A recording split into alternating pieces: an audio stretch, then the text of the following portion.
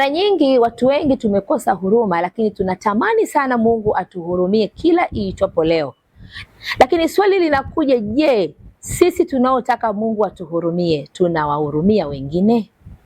Sisi tuna huruma? Biblia inaniambia Bwana Yesu alivyowaona wale makutano aliwahurumia. Na ukiangalia hata sisi leo kwa ajili ya kazi ya msalaba ni kwa sababu ya huruma ya Mungu kwa ajili yetu. Mungu hakutamani kutupoteza, hakutamani tuangamie. Biblia inasema katika ile Yohana 3:16, kwa maana jinsi hii Mungu aliupenda ulimwengu hata akamtoa mwana wake wa pekee ili kila mtu, haimaanishi ni mwanaume ni wa aina yote ya jinsia, lakini kila mtu amwaminie asipotee bali awe na uzima wa milele.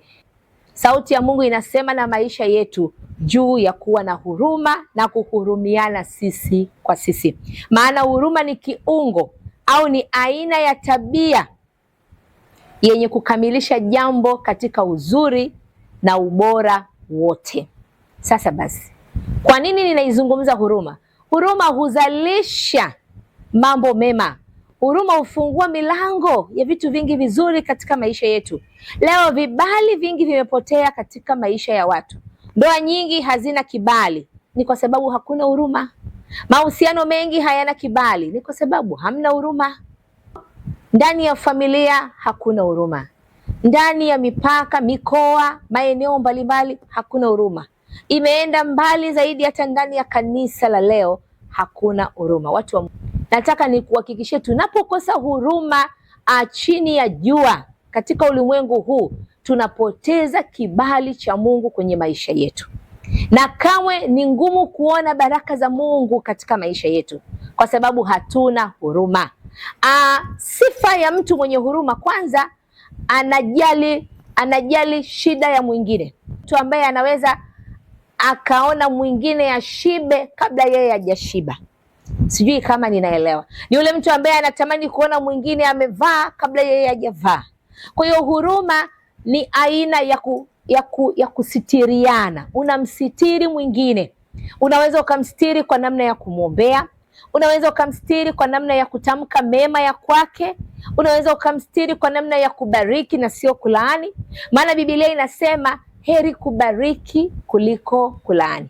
Ukibariki utabarikiwa. Sasa basi, tunavyoenda kukaribia kumaliza mwaka Disemba huu 2025, tunaenda kumaliza mwaka 2025 kuingia mwaka 2026. Tunatakiwa tuthamini sana na tuvae huruma. Huruma itatusaidia kufunguka kwa mambo mengi mazuri katika maisha yetu. Itatusaidia kuwa na ndoa nzuri, familia bora, nguvu ya kazi, kukua, breakthrough, mpenyo katika mambo mengi. Kanisa la Bwana halitakuwa na watu wenye kuchoka, halitakuwa na watu wenye kukimbia makanisa, kwa sababu tunahurumiana. Jina la Bwana na libarikiwe. Basi ni mapenzi yangu leo mbele za Mungu ukajae huruma, ukajali wengine wako wahitaji.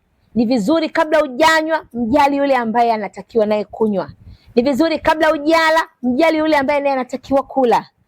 Unapocheka tamani na mwingine acheke, sababisha mtu mwingine acheke. Usiwe chanzo cha mtu mwingine kulia. Panda mema, panda huruma, uvune wingi wa baraka za Mungu katika maisha yako. Basi nikutakie mema. Ni mimi mtumishi wa Mungu Prophetess Jocelyn Bills, na kutakia ukamalize mwaka na vazi la huruma, ukavikwe vazi la huruma, ukawahurumie wengine, na Mungu akutendee mema. Shalom.